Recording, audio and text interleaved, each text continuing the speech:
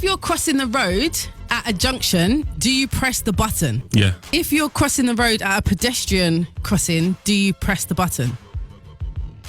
If the button's there, yeah. All times you press the button? Not all times. Because you wait to jaywalk across the road, or because the traffic light is automatically going to go red? Because the traffic light's probably turned red.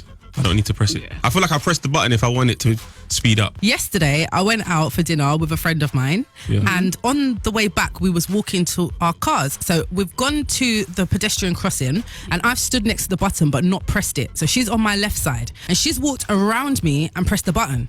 So I've said, what have you done that for? And she's like, for the light to go green so that we can walk. So I've said, you don't need to press the button.